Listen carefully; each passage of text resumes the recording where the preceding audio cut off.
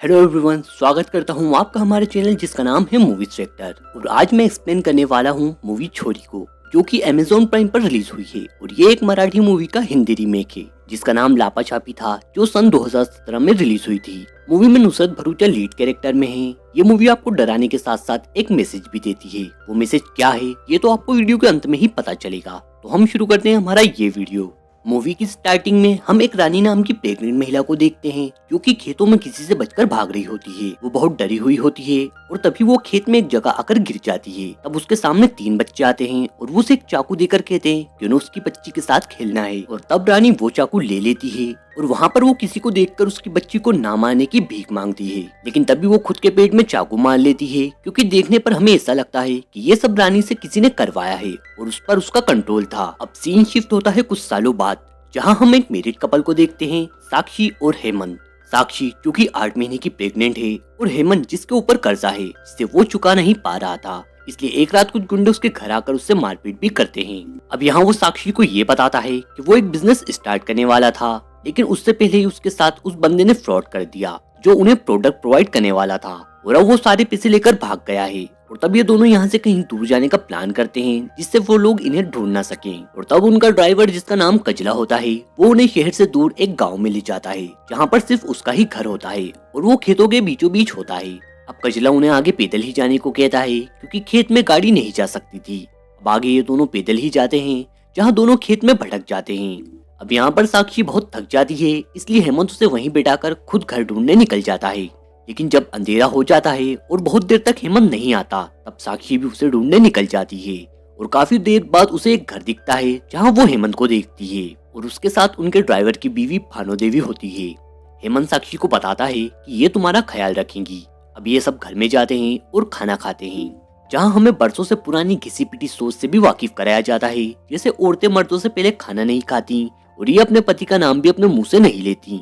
यहाँ साक्षी भानो देवी से ये पूछती है कि घर के पीछे वाला कमरा किसका है। तब वो बताती है कि वहाँ उनका देवर रहता था, लेकिन उसके गुजरने के बाद से ही वो कमरा बंद है। अब अगली सुबह साक्षी उस कमरे में जाती है, जहाँ से एक रास्ता सीधे खेतों से होकर एक कुएं के पास निकलता है। लेकिन तभी वहाँ हेमंत आ जाता है और उसे वहाँ से ले जाता है। अब रात में हेमंत साक्षी से कहता है कि उसे पैसों का इंतजाम करने के लिए शहर जाना होगा, जिस पर साक्षी उससे नाराज हो जाती है और उसके साथ चलने को कहती है। लेकिन हेमंत उसे वहीं रुकने को कहता है और बताता है कि भानो देवी उसका यहाँ पर ख्याल रखेंगी और ऐसी हालत में उसका सफर करना ठीक नहीं है। अब नेक्स्ट डे भानो देवी साक्षी को उदास बैठी हुई देखती हैं और उसे एक कौवे की कहानी सुनाती हैं, जो कि एक पेड़ पर रहता था और उस पेड़ पर एक सांप भी रहता था और उस पेड़ पर रहने वाले सभी जानवरों के अंडे वो खा जाता था। तब कौवा अपने अंडे एक मीना के अंडों से बदल देता है और सांप उसके अंडे को ना खाकर उस मीना के अंडे खा लेता है। इस तरह वो अपने बच्चे को बचा लेता है। और अब ये कहानी साक्षी को थोड़ी अजीब लगती है, और ये कहानी भानो देवी क्यों सुनाती है इसके पीछे भी एक राज होता है, जो कि हमें आगे पता चलेगा। खैर उसके बाद साक्षी भानो देवी के साथ पूरा दिन बिताती है और उसके साथ कंफर्टेबल हो जाती है। रात में साक्षी हेमंत को बताती है कि अब वो भानो देवी के साथ अच्छा फील करती है और वो यहाँ रह सकती है। यहाँ पर हेमंत बेटे की उम्मीद लगाया हुआ है, लेकिन साक्षी कहती है कि बेटा हो या बेटी वो उनका ही बच्चा होगा और उसे इस बात से कोई फर्क नहीं पड़ेगा। अब नेक्स्ट डे साक्षी एक औरत को घर के बाहर लकड़ियां काटते हुए देखती है, जिसके पेट पर एक बहुत गहरा घाव होता है। और ये औरत रानी ही थी जिसे हमने मूवी के स्टार्टिंग में देखा था। पर तभी वहाँ भानो देवी आ जाती है और वो रानी को वहाँ से जाने को कहती है और वो साक्षी को अंदर ले जाती है। भानो देवी साक्षी को बताती है कि वो उसके छोटे बेटे राजवीर की बीवी है और जब वो 8 महीने की प्रेग्नेंट थी, तब उसने एक हादसे में उसके बच्चे को खो दिया और तब से वो किसी से कुछ बात नहीं करती। और राजवीर भी उस हादसे के बाद शहर चले गया। बाद में साक्षी ये नोटिस करती है कि भानो देवी रानी से बहुत बुरा व्यवहार करती है और रानी जिस तरह से उसे देख रही थी, मानो उससे कुछ कहने की कोशिश कर रही हो। अब रात में साक्षी को दरवाजे पर किसी के नॉक करने की आवाज आती है। जब वो बाहर जाकर देखती है तो 3 बच्चे वहाँ पर होते हैं, जो बार बार दरवाजे को नॉक कर रहे होते हैं। साक्षी वहाँ पर बच्चों को देखकर बहुत खुश हो जाती है, क्योंकि उसे बच्चे बहुत अच्छे लगते हैं। पर तभी वहाँ पर भानो देवी आ जाती है और वो साक्षी को अंदर ले जाती है, जहाँ साक्षी उन्हें ये बताती है कि 3 बच्चे यहाँ पर आए थे। अब भानो देवी ये सुनकर शॉक हो जाती है और वो साक्षी से कहती है कि उन बच्चों से दूरी बना के रखना और कुछ भी हो जाए उनके पास मत जाना। ये बात साक्षी को अच्छी नहीं लगती। अब अगले दिन साक्षी को फिर वही बच्चे दिखाई देते हैं, जो पीछे के कमरे की ओर भागते हैं। जब साक्षी वहां जाती है तो उसे वहां एक रेडियो दिखाई देता है, जिसमें उसे एक औरत की आवाज सुनाई देती है, जो कि एक लोरी गा रही होती है। और उसके बाद वो तीनों बच्चे फिर साक्षी के साथ लुका छुपी खेलने लगते हैं। वहाँ पर फिर भानु देवी आ जाती है और उससे वो रेडियो छीनकर फेंक देती है और फिर साक्षी से उसे वो गुस्से में समझाती है कि उन बच्चों से दूर रहो। लेकिन साक्षी भानु देवी से झगड़ा कर लेती है, जहाँ भानु देवी साक्षी को ये बताती है कि उसके पति को उससे बेटा चाहिए, लेकिन उसके गर्भ में एक बेटी है, जिससे साक्षी बहुत नाराज हो जाती है और अपने कमरे में चली जाती है। रात में जब हेमंत घर आता है तो वो उसे सब कुछ बताती है और उसे वहाँ से फौरन जाने को कहती है और दोनों वहाँ से अपना सामान लेकर निकल ही रहे होते हैं कि तभी कजला हेमंत के सर पर वार कर उसे घायल कर देता है और भानु देवी साक्षी को बेहोश कर देती है। उसके बाद जब साक्षी को होश आता है तो वो एक हवन में होती है, जहाँ कजला, भानु देवी और एक तांत्रिक मौजूद होता है और साक्षी के कपड़े भी चेंज हो जाते हैं। उसके बाद भानु देवी साक्षी को बेड पर बांध देती है और उसे बताती है कि कुछ साल पहले उसके देवर योगेश्वर की शादी सुनैना नाम की एक लड़की से हुई थी। उस टाइम भानु देवी के 4 बेटे थे, जिसमें 3 छोटे बेटे थे और एक बड़ा बेटा था राजवीर, जो कि अब शहर में रहता है। भानु देवी के तीनों छोटे बेटे सुनैनी से बहुत हिल मिल गए थे, जिस बात से भानु देवी को बहुत बुरा लगता था। भानु देवी के हिसाब से सुनैनी एक डायन थी, जिसने उसके तीनों बेटों को अपने वश में कर लिया था। अब एक दिन योगेश्वर की सुनैना चाकू से हत्या कर देती है और बाद में खुद के पेट में भी चाकू से वार कर कुएं में कूद जाती है और उसके पीछे वो तीनों बच्चे भी कुएं में कूद जाते हैं। अब हमें ये पता चलता है कि वो तीनों बच्चे भूत थे जो कि साक्षी के साथ खेल रहे थे। उसके बाद राजवीर की शादी रानी से कराई गई, लेकिन सुनैनी ने उसे भी अपने वश में कर उसके बच्चे को मार दिया और उसके बाद राजवीर की 2 शादियां हुई, लेकिन उसकी दोनों बीवियों के साथ भी वही हुआ जो रानी के साथ हुआ और उसकी दोनों पत्नियां भी मारी गईं। उसके बाद राजवीर की 4थी शादी उन्होंने शहर में करवाई और उसकी बीवी भी अब 8 महीने की प्रेग्नेंट है और भानु देवी ये बताती है कि पंडित के अनुसार अगर कोई 8 महीने की प्रेग्नेंट औरत उस घर में 3 दिन सही सलामत गुजार लेगी तो उनके घर से सुनैना का बुरा साया चला जाएगा और उन्हें उस श्राप से भी मुक्ति मिल जाएगी। अब साक्षी को वो कौवे मेना और सांप वाली कहानी समझ में आती है। नेक्स्ट डे जब साक्षी को होश आता है तब वो हेमंत को ढूंढने निकलती है, जहाँ साक्षी को वही रेडियो और सुनैना दिखाई देती है, जिनसे डरकर वो वापस कमरे में आकर अपना दरवाजा बंद कर लेती है। लेकिन तभी उसे वहाँ वो तीनों बच्चे दिखाई देते हैं जो उससे कहते हैं कि ये तुम्हारे बच्चे को ले जाएंगे और फिर वो उन तीनों बच्चों के पीछे जाती है, जहाँ वो देखती है कि सुनैनी कुएं में कूद गई है और उसके पीछे ये तीनों बच्चे भी कुएं में कूद गए हैं।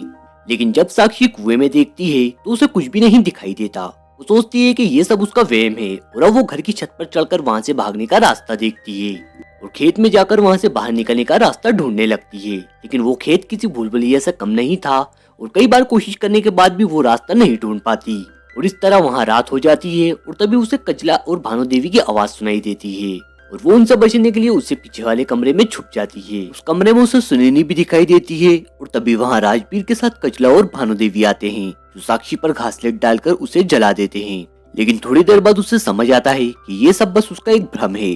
उसके बाद वो अपने दुपट्टे पर उस घर और खेत का नक्शा बनाती है और फिर वहाँ से भागने की कोशिश करती है और पहले की तरह इस बार भी वो नाकाम हो जाती है और वहीं खेत में थककर सो जाती है। और जब उसकी नींद खुलती है तो उसे बहुत भूख लगती है और वो घर आकर कुछ खाती है।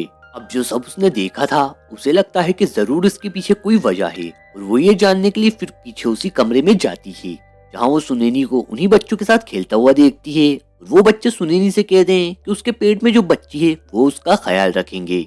पर तभी वहाँ योगेश्वर आ जाता है और सुनैनी को एक लठ से मारने लगता है। फिर तभी वो तीनों बच्चे एक चाकू लेकर वहाँ आते हैं और वो सुनैनी को दे देते हैं ताकि वो खुद को बचा सके। लेकिन तभी एक्सीडेंटली योगेश्वर उस चाकू पर गिर जाता है, जिससे उसकी वहीं पर मौत हो जाती है। जहाँ फिर भानु देवी आती है और उसे ऐसा लगता है कि सुनैनी ने ही योगेश्वर की हत्या की है। उसके बाद साक्षी रानी के साथ हुए हादसे को देखती है और ये वही सीन होता है जो हमने मूवी की स्टार्टिंग में देखा था, जहाँ पर रानी ने खुद का पेट काटा था। अब रात में साक्षी देखती है कि उसे पीछे वाले कमरे में आग लगी है। साक्षी उसे रोकने जाती है, लेकिन वहाँ कोई आग नहीं होती और साक्षी देखती है कि उसका पेट अपने आप जल रहा है, जिससे उसे बहुत तकलीफ होती है।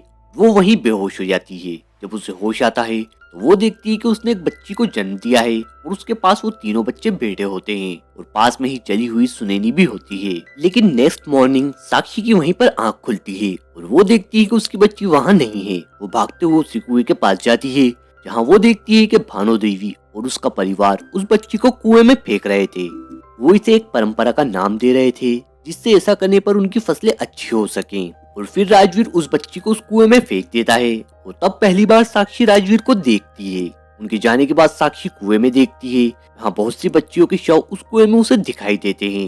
लेकिन तभी वो इस इल्यूजन से बाहर आती है और देखती है कि अभी भी उसका बच्चा उसके पेट में ही है। उसके बाद साक्षी फिर उन्हीं बच्चों को देखती है जिनका पीछा करते हुए वो उसी जगह आ जाती है जहाँ रानी ने उसका पेट काटा था। अब यहाँ हम साक्षी का असली रूप देखते हैं जो कि पूरी तरह से जली हुई होती है और यहाँ वो बच्चे साक्षी को चाकू देते हैं जिसे साक्षी ना चाहते हुए भी ले लेती है, जैसे उसके हाथों को कोई और कंट्रोल कर रहा हो। फिर ये सीन यहीं पर एंड हो जाता है। नेक्स्ट सीन में हम साक्षी को उसी घर में चाकू लिए बैठे हुए देखते हैं जहाँ भानु देवी उसे जिंदा और प्रेग्नेंट देखकर बहुत खुश होती है और उससे कहती है कि उसने सुनैनी के साए और इस श्राप को हमेशा के लिए खत्म कर दिया। लेकिन तभी वहाँ हेमंत और कजला आ जाते हैं। हाँ, हेमंत साक्षी से ये कहता है कि हमें यहाँ से जाना होगा क्योंकि ये लोग बहुत खतरनाक हैं। लेकिन साक्षी वहाँ कहती है कि वो सबका पर्दाफाश करके ही यहाँ से जाएगी। एंड फिर सीन चेंज होता है जहाँ साक्षी के हाथों में वो चाकू होता है। वो सुनैनी से कहती है कि वो उसे इंसाफ दिलाएगी और हर उस माँ के लिए आवाज उठाएगी जिसके साथ ये अन्याय हुआ है। एंड तब सुनैनी की आत्मा साक्षी को छोड़ देती है और साक्षी ये सब कहानी उन तीनों को बताती है क्योंकि ये सारी कहानी सुनैनी उसे इन 3 दिनों में इल्यूजन के जरिए बता चुकी थी। दरअसल भानु देवी और कजला ने ही सुनैनी को उसके कमरे में जला दिया था इस गलतफहमी में कि उसने योगेश्वर की हत्या की थी, लेकिन वो सिर्फ एक हादसा था और सुनैनी ने जली हुई हालत में एक बच्ची को जन्म दिया। लेकिन इन सब ने कुप्रथा के चलते उस बच्ची को मौत के घाट उतार दिया, जिसको बचाने के लिए सुनैनी उस कुएं में कूद गई और सुनैनी को बचाने के लिए वो तीनों बच्चे भी उसके पीछे कुएं में कूद गए थे।